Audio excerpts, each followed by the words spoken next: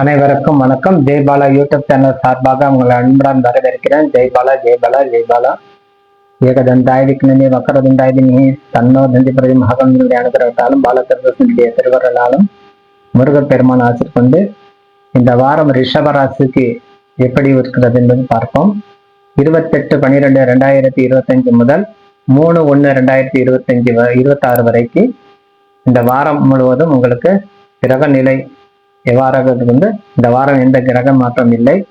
இருப்பினும் இந்த வாரம் முக்கியமான விசேஷங்கள் பார்க்கும்போது 30/12 வைகுண்ட ஏகாதசி, முக்கோடி ஏகாதசி சொல்லுவோம். ஆகவே இந்த காலத்துல பெருமாளுக்கு போய் அந்த பரமபத வாசல் திறக்கும் போது நீங்க போய் சென்று தரிசிக்கும் போது நம்ம செஞ்ச பாவம் அனைத்து நிவர்த்தி செய்யறதுக்கு உண்டான வழி கிடைக்கிறது அந்த பெருமாளுடைய அனுகிரகத்தால். ஏதேனும் ஒரு காலத்தில் நம்ம தெரியாமல் தெய்வ சாபம் வாங்கியிருந்தாலும் நிவர்த்தி ஆகும்.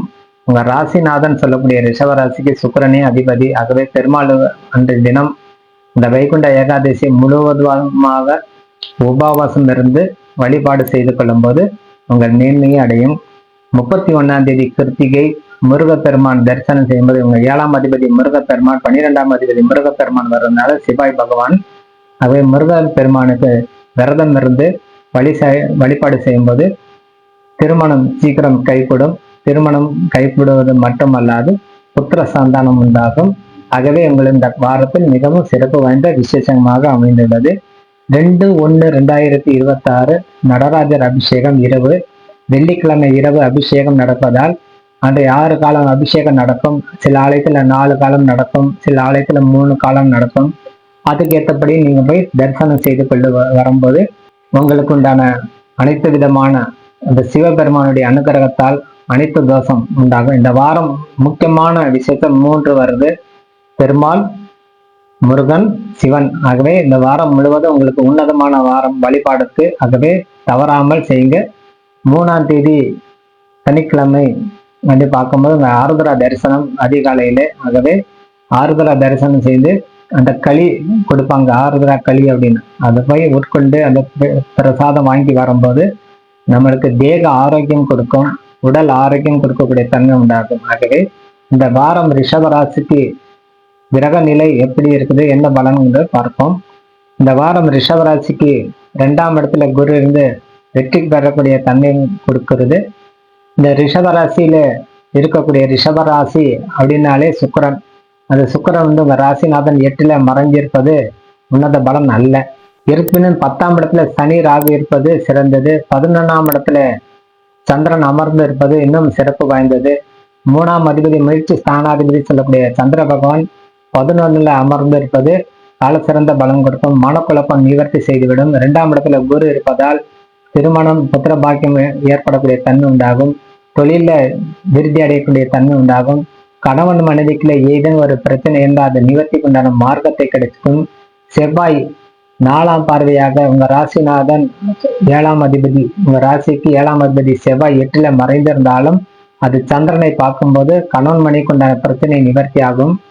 ஆகவே இந்த காலத்துல நீங்க சென்று பெருமாளை போய் சேவிப்பது சிறந்ததாக பரிகாரமாக அமையும்.